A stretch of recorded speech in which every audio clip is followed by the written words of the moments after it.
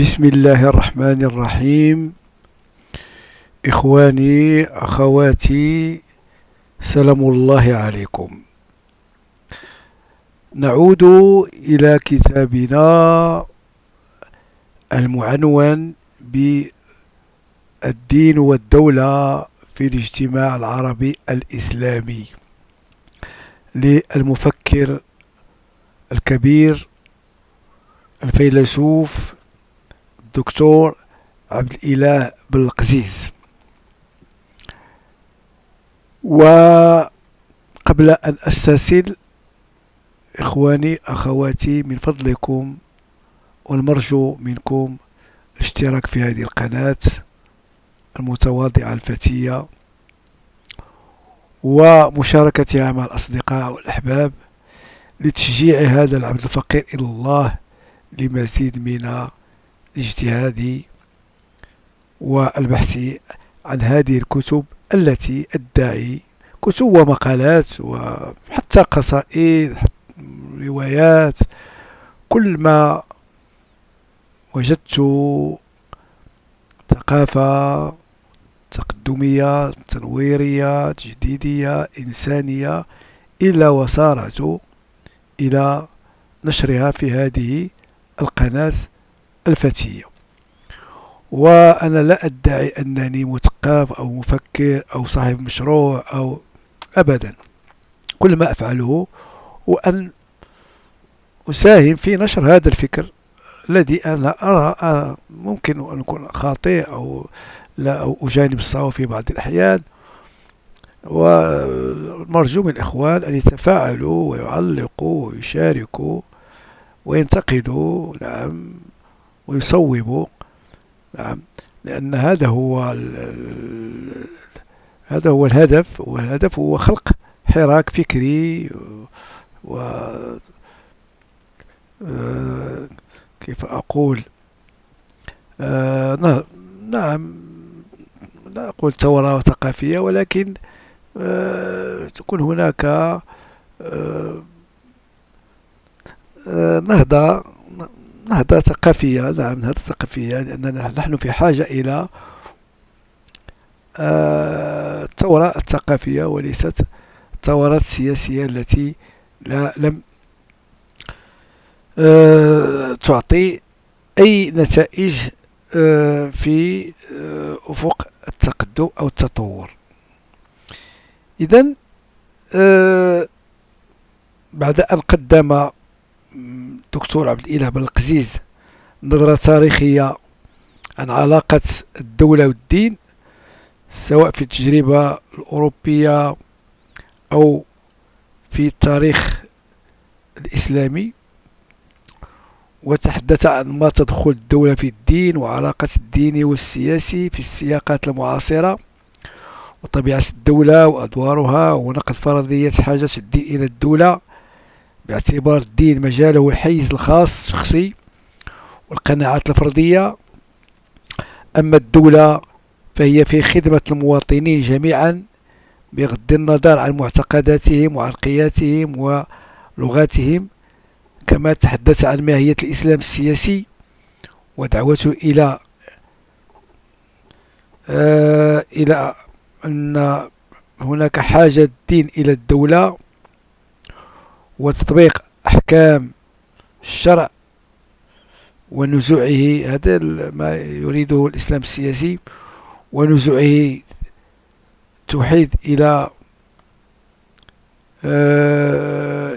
إيديولوجيا تقسيم وزرع المذهبية والطائفية والانغلاق وكل العوامل التي لا تؤدي إلا للفتنة والاحتراب. إذن الآن وصل في هذا الكتاب إلى الفصل السابع بعنوان اجتماعيات الإسلام الحزبي وسياسته، وبدأ بأزمة الدولة الوطنية. إذن ما هي العوامل التي كانت وراء انتعاش الإسلام الحزبي، الإسلام السياسي بطابعه الحزبي؟ إذن هناك أسباب وهناك عوامل هي التي جعلت هذا الإسلام الحزبي ينتعش وينمو. فيقول: مس التحديث السياسي القشور والسطوح، ولمعها تلميعا مخادعا، ولم ينفذ إلى الجذور والأصول التي ظلت سادرة في استمراريتها. فقد كتبت دساتير أغدقت السلطات على الحاكم بأمره وآل بيته وصحابته، ونظمت انتخابات سرقت فيها أصوات الناخبين وإرادتهم، فيما ظلت التقاليد السلطانية مستمرة في هيكل السلطة ومضمونها: نظم ملكية وأميرية تقليدية، ونظم جمهورية وراثية عسكرية وشبه عسكرية وقبلية وطائفية. وظل الاستبداد في الأحوال كافة عقيدة النظام وشريعته، غير أن التحديث السياسي المزيف والشكلي لم يكن مجرد طلاء خارجي يخفي التقليد والبنية السلطانية للدولة فحسب، وإنما كان شرطا لإعادة إنتاجها كبنية تقليدية.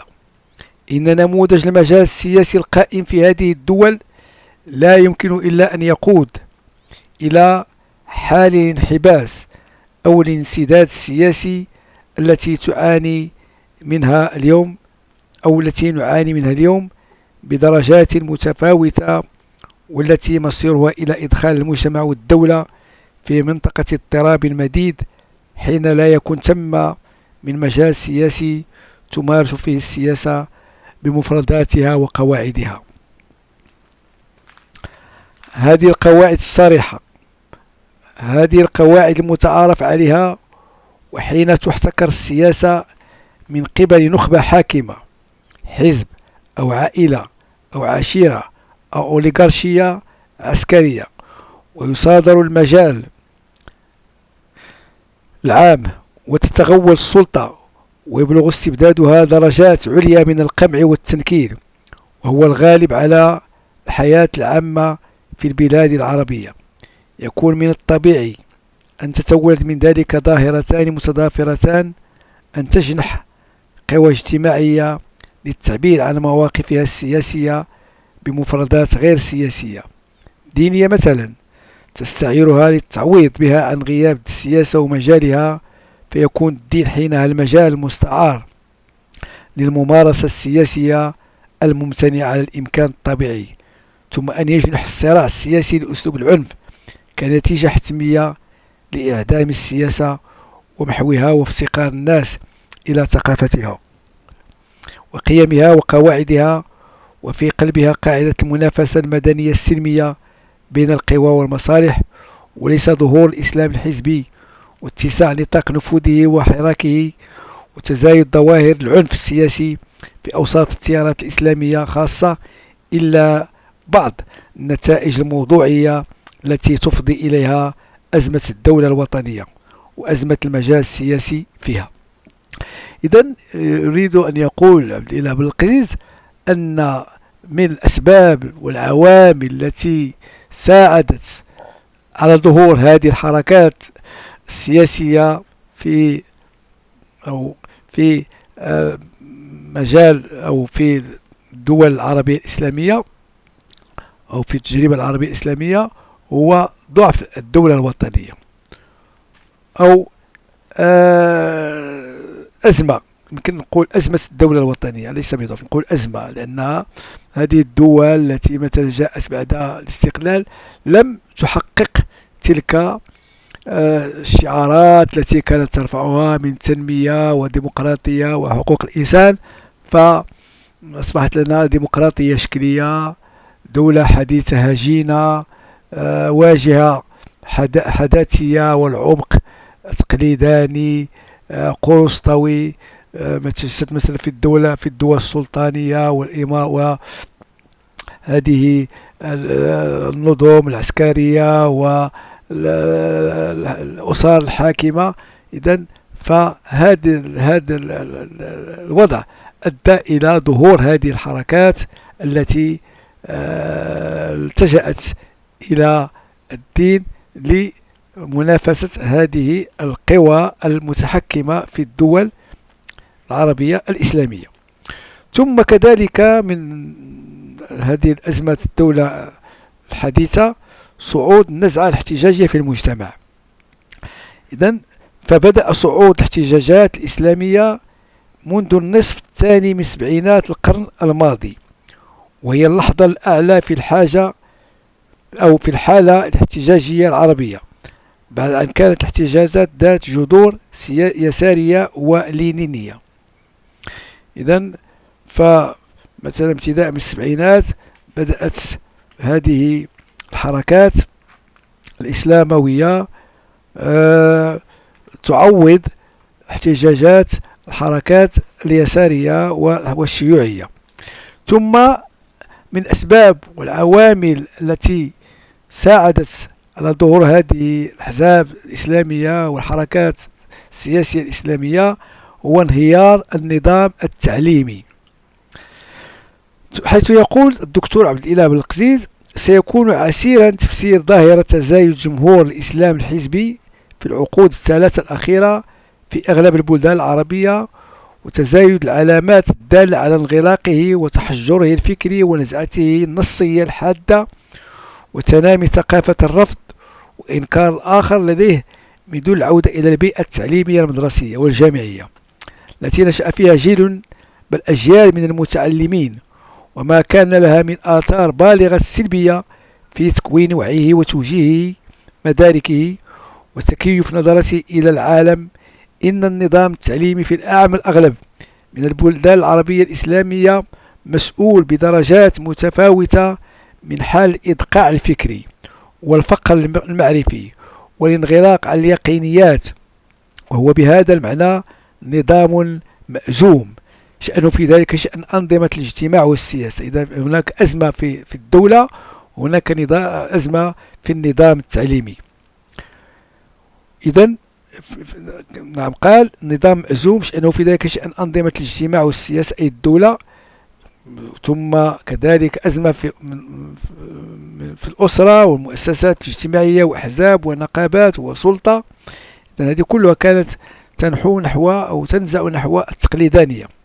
كما أن التكوين المدرسي والجامعي الديني التقليدي الذي يتلقاه التلاميذ والطلبة في نظام التعليم سواء العصري والأصيل يؤدي إلى تشكيل ذهنية يقينية مغلقة متمسكة بالموروث، اجترارية واستظهارية، لا مجال للاجتهاد عندها، لا مكان في هذا السؤال والنقد. وهذه الذهنية غالبا ما تكون جاهزة للتجاوب مع خطاب أصولي مغلق معادي للعصر وقيمه، وخاصة حينما نصطدم بأوضاع اجتماعية سيئة إذن فتجتمع كل هذه الأزمات: أزمة الدولة، وأزمة النظام الاجتماعي، وأزمة التنمية، حيث انتشار البطالة والتهميش والحرمان إنها بيئة خصبة لدعوات الرفض وكراهية القيم الحديثة والتمسك بالموروث والتشرنق على الذات، وهكذا يوفر الخلل الداب إلى نظام التعليم وتهافت هذا النظام في برامج التكوين الديني فيه جيش عرمرم من المتعلمين نعم يلبون هذه الدعوات السياسية التي تدعو للإسلام الحزبي، تلتقطه بيسر شديد وتسخره لخدمة مشروعها السياسي. إذن هناك أزمة أخرى وهو أزمة الإسلام العالم الرسمي. إذن أزمة في الدولة بمعنى أن هذه الدول لم تستطع أن تبني دول وطنية حديثة ديمقراطية، وكذلك في النظام التعليمي، وكذلك في نظام أو يمكن أن نقول فشل تلك الحركات اليسارية والشيوعية، فشلها في التعبئة وفي حشد الجماهير، ربما للشعارات التي كانت ترفع. ثم سبب آخر في ظهور هذه الحركات الإسلاموية هو أزمة الإسلام العالم الرسمي، بمعنى إسلام المؤسسات الرسمية، إسلام الدولة. نعم. إذن يقول: يفصح ميلاد الإسلام الحزبي وصعوده عن أزمة عميقة في نظام اشتغال الإسلام العالم، إسلام العلماء المرتبطين بالدولة، إذا الإسلام المؤسسة الرسمية ومؤسساته التعليمية كما قلنا والعلمية والإفتائية.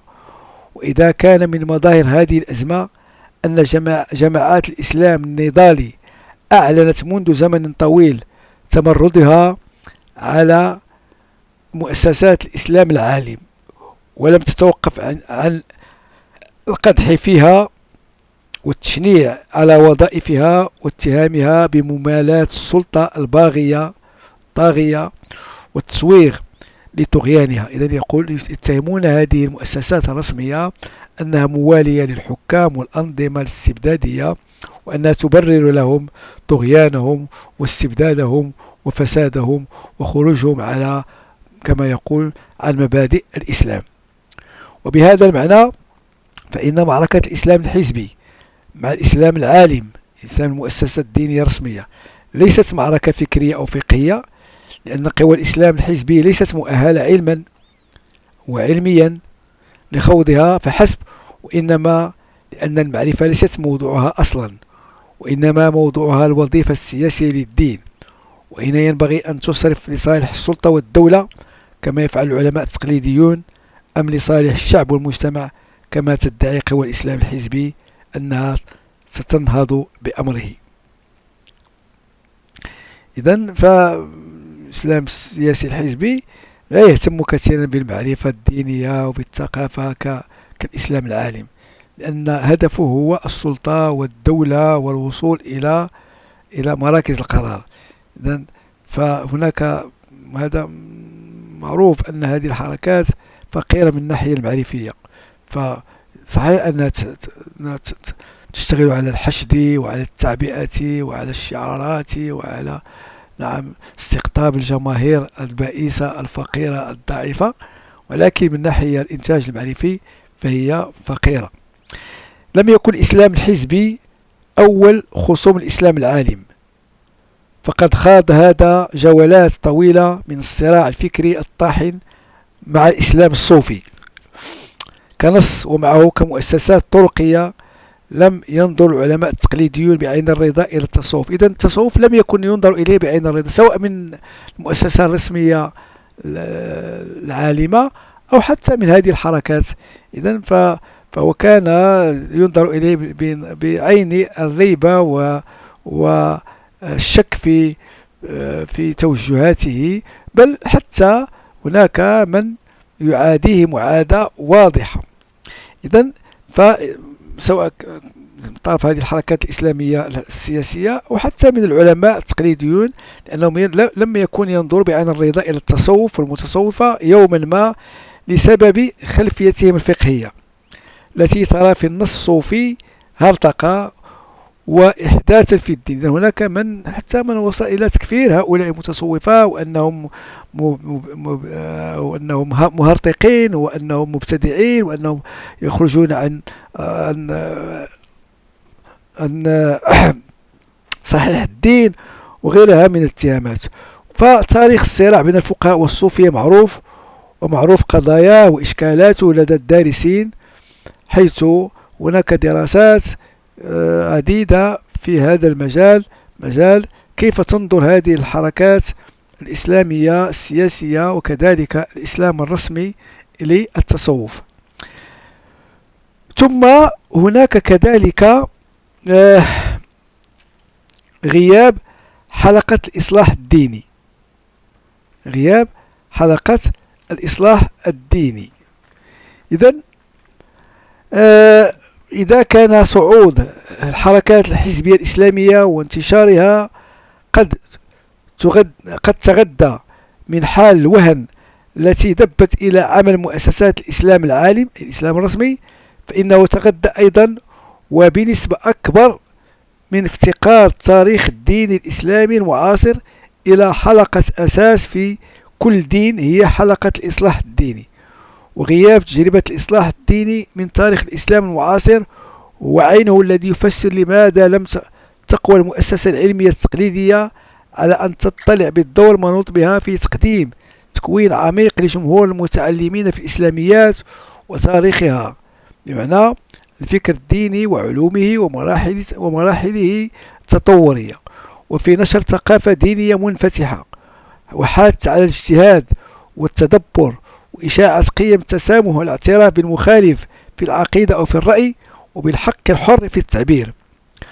إذن في الحقيقة ليس هناك اجتهادات مثلا كما كان في بداية القرن العشرين مثلا مع الإصلاحية والنهضويين مثل مثلا محمد عبدو، هذو كانوا مفكرون وكانوا مجتهدون، ولكن بعدما وقع انتكاسة وانكفاء بعد ظهور السلفية وظهور الحركة الصحوية والحركة نعم الإحيائية، لم يكن هناك أي اجتهاد فكري عميق سواء في الفكر أو في الخطاب.